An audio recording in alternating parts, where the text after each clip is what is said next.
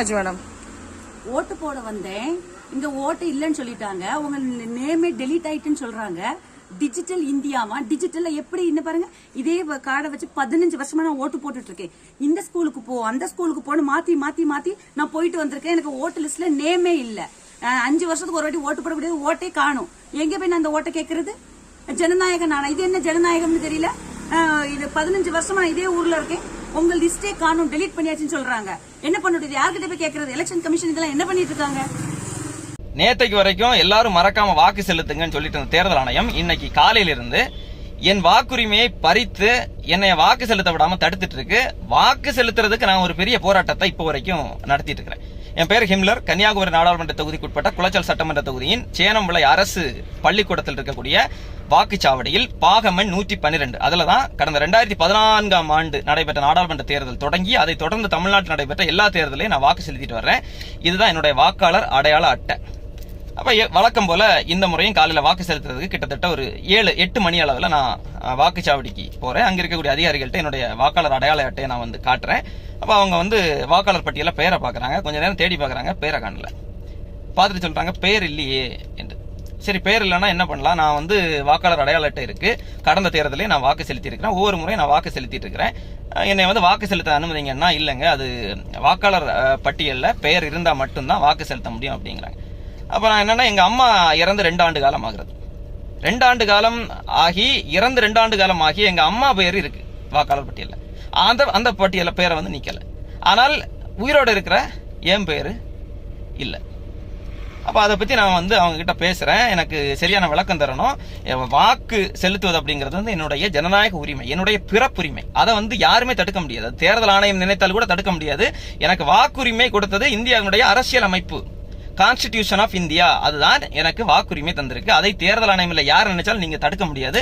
என்கிட்ட வாக்காளர் அடையாள அட்டை இருக்கு, என்ன வாக்கு செலுத்துறதுக்கு அனுமதிங்கன்னா இல்லைங்க, நாங்க மேலதிகாரிகள்ட்ட பேசணும்னு சொல்லி அவங்க என்ன பண்றாங்கன்னா சோனல் ஆபீசர்ட்ட பேசுறாங்க.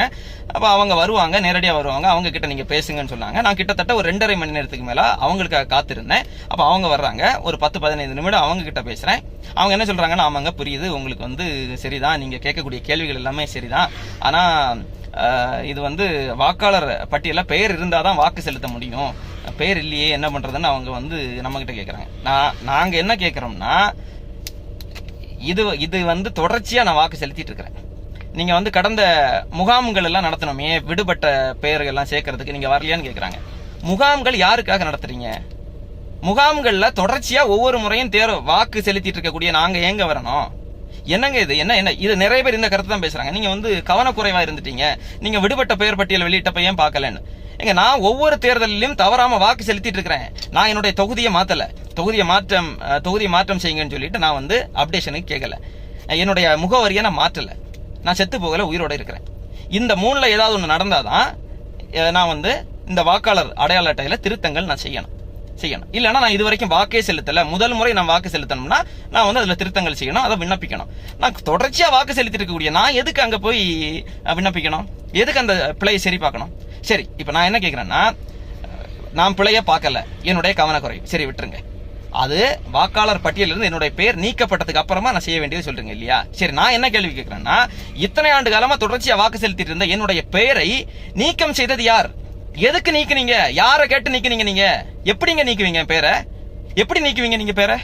செத்து போன எங்க அம்மாவுடைய பேர் இருக்கு, 2 ஆண்டுகளுக்கு முன்னாடி மரணம் அடைந்த எங்க அம்மாவுடைய பேர் வாக்காளர் பட்டியல் இருக்கு. ஆனால் என்னுடைய பேர் இல்ல, உயிரோட இருக்கக்கூடிய என்னுடைய பேர் இல்ல. எனக்கு வாக்காளர் அடையாள அட்டை இருக்கு. நான் வரி செலுத்திட்டு இருக்கிறேன்.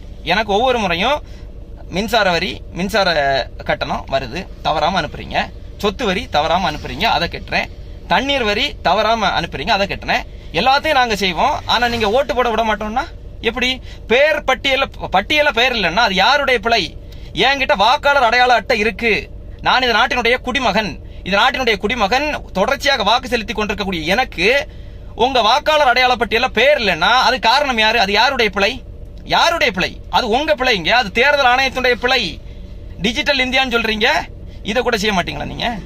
டிஜிட்டல் இந்தியால செத்து போனவங்களுடைய பெயரை நீக்க உங்களால முடியல, ஆனா இருக்கக்கூடிய உயிரோடு இருந்து வாக்கு செலுத்துவதற்கு தயாராக இருக்கக்கூடிய மக்களுடைய பெயரெல்லாம் நீக்கிட்டு இருக்கிறீங்களா? இதை எப்படி பார்ப்பது? இது ஒரு பச்சையான ஜனநாயக படுகொலை. திட்டமிட்டு இந்த வேலை நடக்குது. இப்ப நான் என்னுடைய வாக்கு மட்டுமல்ல, நிறைய அண்ணன் ஒருத்தர்கிட்ட அழைச்சி கேட்கிறேன். அவர் சொல்றாரு, தம்பி எனக்கு வாக்கு இருக்கு, என் மனைவிக்கு வாக்கு இல்ல அப்படிங்கிறாரு அவரு. அது இன்னும் அவங்க வாக்கு என்ன போட்டா இன்னொரு பூத்துல இருக்கு, பெயர் வேற மாதிரி இருக்கு, இன்னொருத்தருடைய பெயர் இருக்கு அப்படின்னு சொல்றாங்க. இப்படி நிறைய வாக்குகள் விடுபட்டிருக்கிறது என்பதை தாண்டி திட்டமிட்டு நீக்கப்பட்டிருக்கிறது.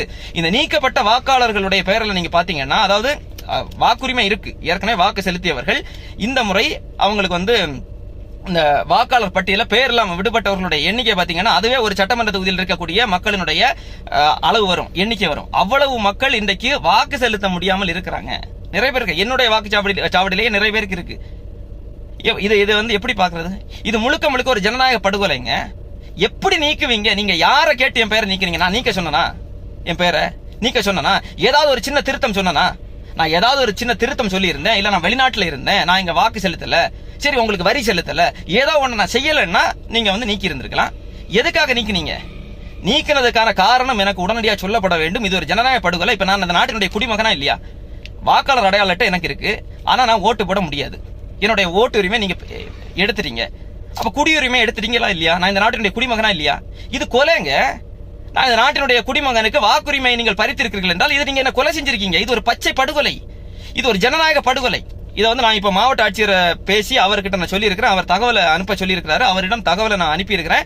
எனக்கு வந்து வாக்குரிமை கட்டாயம் என்ன வாக்கு செலுத்த விடணும், இல்லன்னா நான் இது விட மாட்டேன். இது என்னுடைய ஜனநாயக உரிமை. இதை நான் யாருக்காகவும் விட்டு கொடுக்க மாட்டேன். தேர்தல் ஆணையம் எல்லாம் என்னுடைய வாக்குரிமையை தடுத்து நிறுத்த முடியாது. எனக்கு வாக்குரிமை கொடுத்தது இந்தியாவினுடைய அரசியலமைப்பு சட்டம், கான்ஸ்டிடியூஷன் ஆஃப் இந்தியா தான் எனக்கு வாக்குரிமை கொடுத்திருக்கு.